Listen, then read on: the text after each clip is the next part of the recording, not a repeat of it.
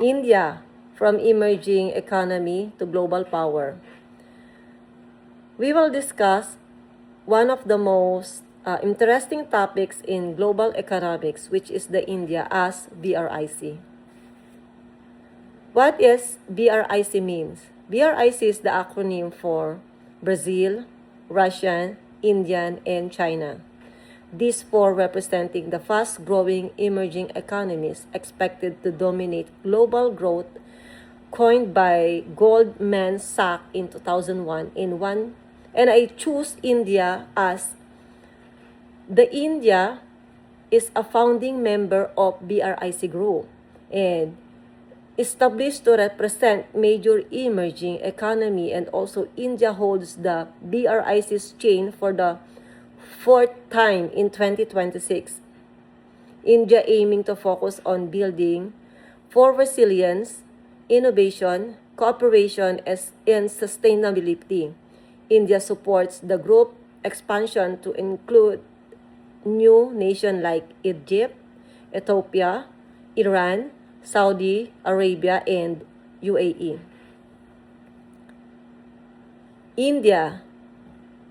In the BRIC group, India is one of the fastest growing economies and the key member of BRIC nation. It ranks as the fifth largest economy globally and third in purchasing power parity. Over time, India has shifted from an agriculture-based economy to a service-driven one, making it major player in the global economy. So, India is a fast-growing major emerging economy and a core member of BRIC, often reported as a fifth largest economy and third by purchasing power parity, reflecting a large domestic market in different price levels. The economy has moved from agriculture to a service-driven model with strength in IT, finance, and professional services. It offers substantial growth potential and a large market for investment, but progress depends on infrastructure, regularity, stability, and inclusive growth. Here is the graph that India's economy contribution by sector.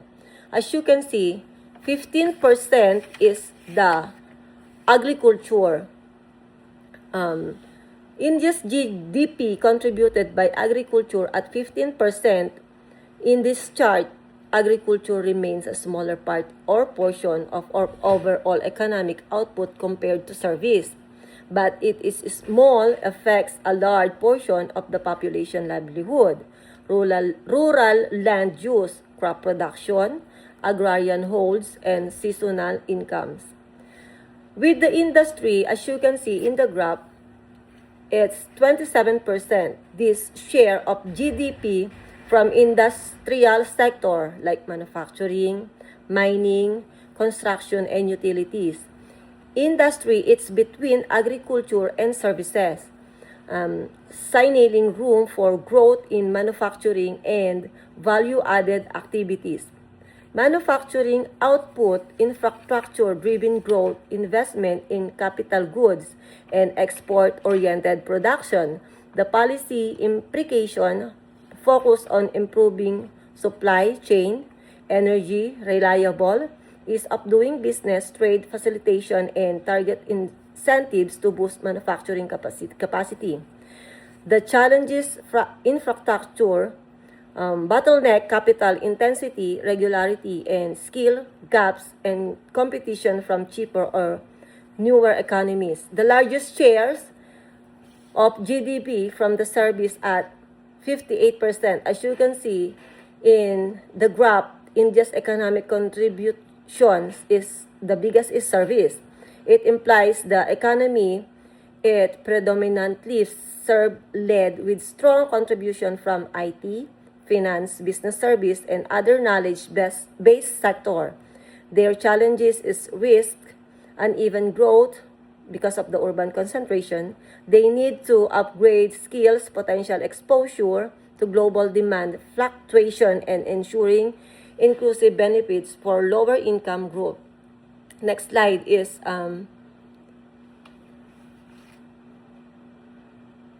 key structural challenge in India's economy. With this slide, jobless growth and unemployment. India experienced economic growth, but job creation is not keeping pace. This leads to high youth unemployment and underemployment, especially as millions enter the labor force every year. India's economy can grow while total jobs don't rise proportionally, leaving in unemployment or underemployment high, especially in formal, well-paid roles. And other issue is low and uneven labor force participation, especially for women. A large informal sectors and skills that don't match employer needs. Why it happens? Because growth of often benefits capital-intensive sectors of services more than labor-intensive industries. A very young workforce increase job demand, informality limits job quality and protections. Inflation and price instability. Food price and basic goods often fluctuate due to weather disruption and supply chains issues. This reduces household purchasing power and creates economic uncertainty. Okay, with this inflation and price instability, inflation in India mainly tracked by CPI, including food, fuel, and core component, with WPI watch but less central for household. Price move due to the food supply factors like monsoon, yields, logistic, energy cost, oil, taxes, subsidies, transport, and broader demand and policies constraints the main impact in purchasing power, especially for low-income household. Next is the infrastructure and logistic gaps.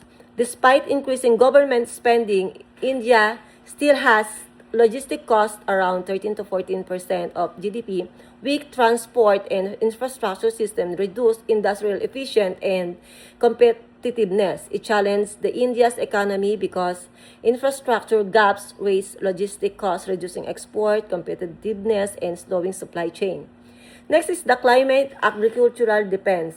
A large portion of the population depends on agriculture, making the economy vulnerable to monsoons, droughts, and extreme weather events that directly affect income and food supply.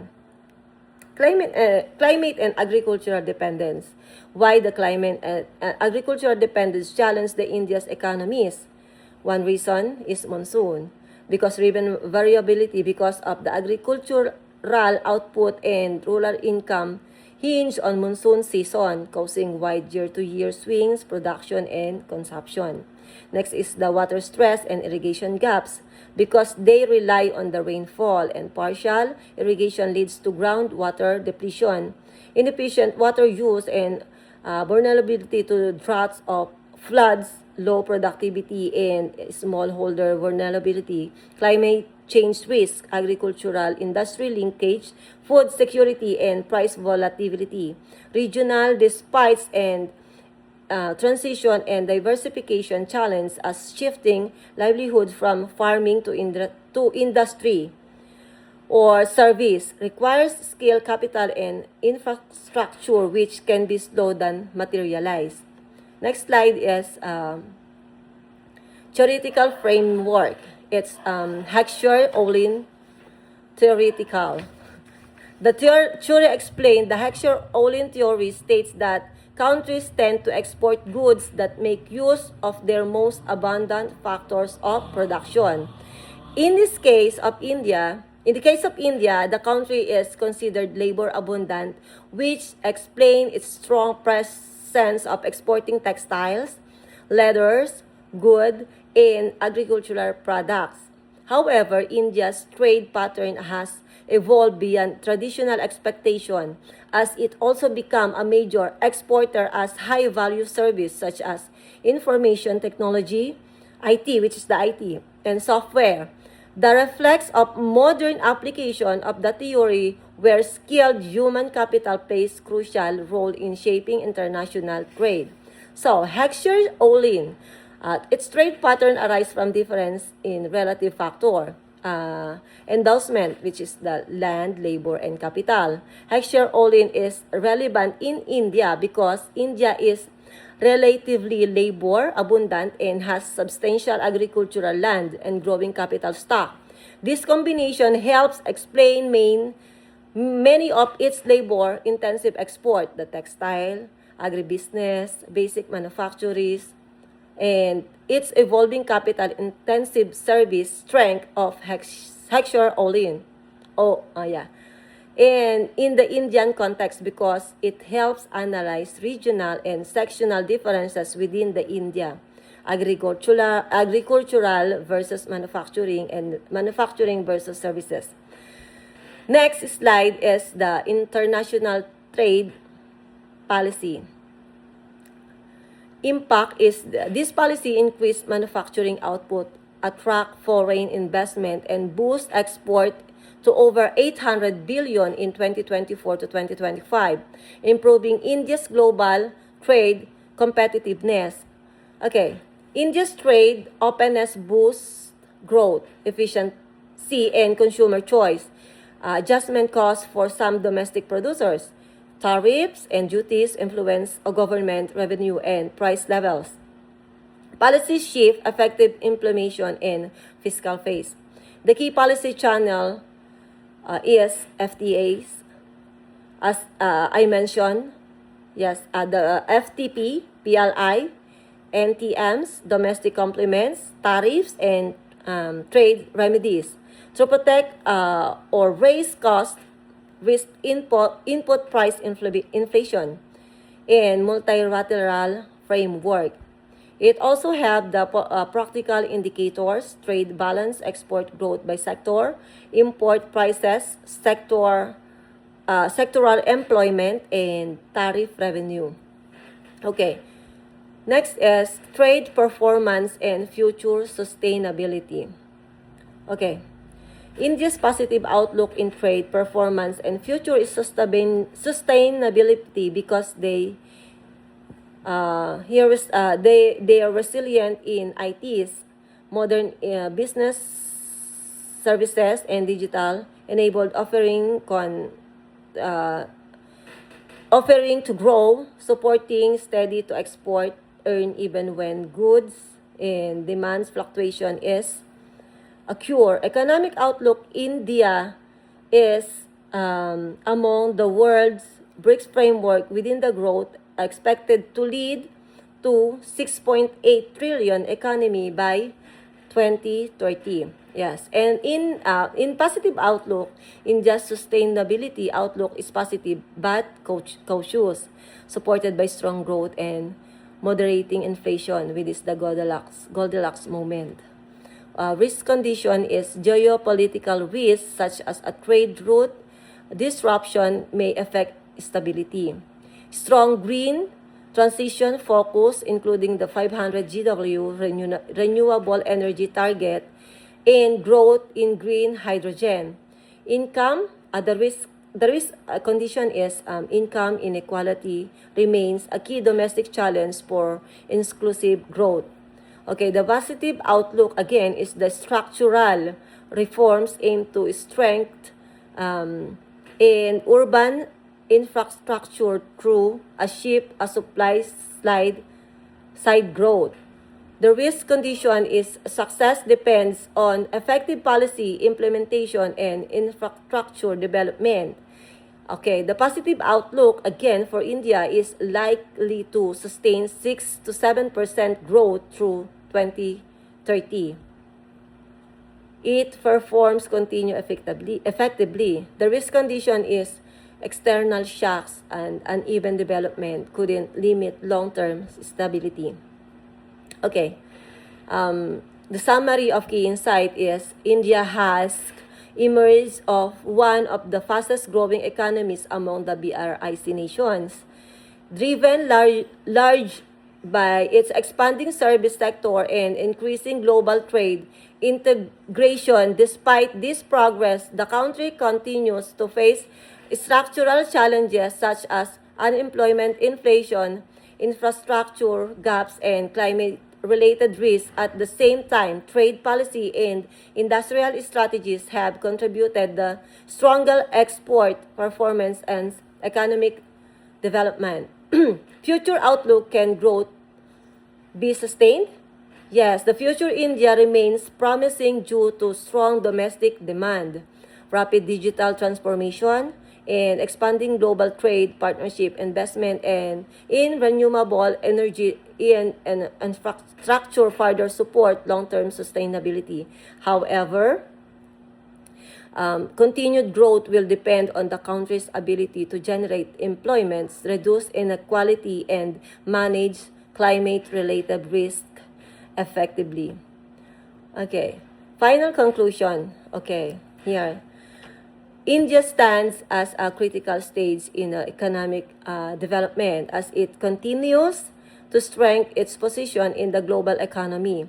Its rise and a major BRIC nation reflects both of the potential and transformation. Moving forward, sustained success will depend on effective reforms, inclusive growth, and long-term sustainability.